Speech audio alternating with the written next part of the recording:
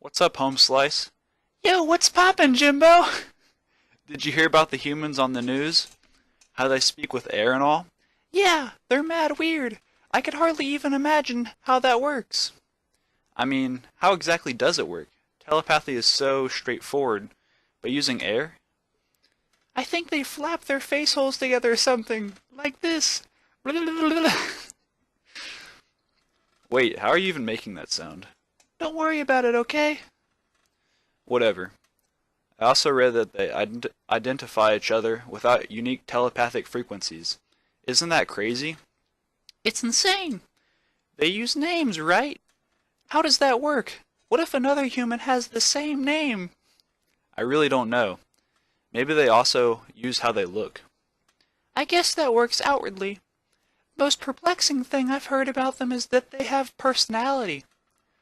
Oh yes, from what I understand, their personalities are an extension of their ideas, and they value them as a form of identity over most other attributes.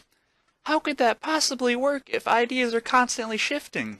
Wouldn't their personality change as well, over time?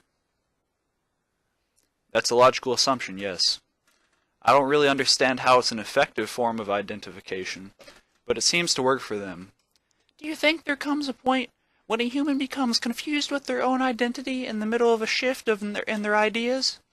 Like a crisis in the middle of their life? Perhaps. I'm curious to know how'd they solve that. I'd probably freak out and buy a new spaceship. And what about all these people denying enlightenment? It's like they're cave humans or something. I don't know. It's almost like their brains have to experience something before they can understand it. Isn't that wild?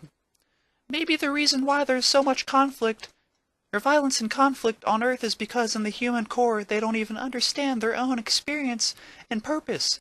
Like they can't comprehend their own being and therefore can't comprehend others.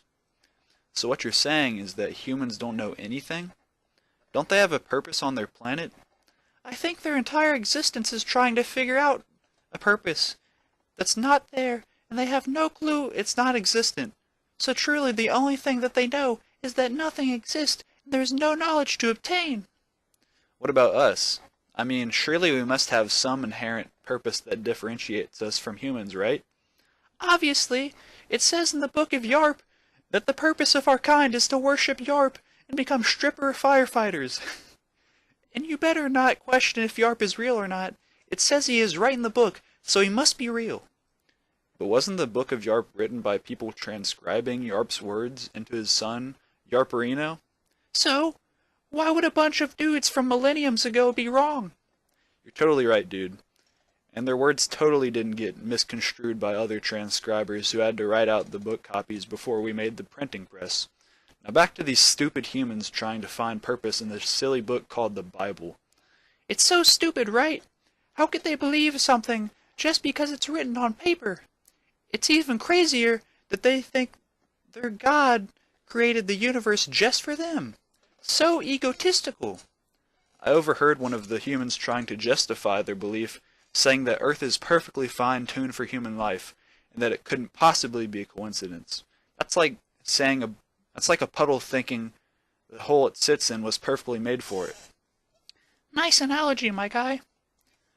I heard them also say that they were made in the image of this God. How conceited is that? Wouldn't that mean that humans are perfect just like the God of their universe? How could that be? Maybe they're the imperfect piece to his perfection.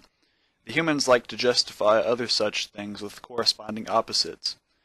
You mean like when they say there would be no bad without good and vice versa? Exactly.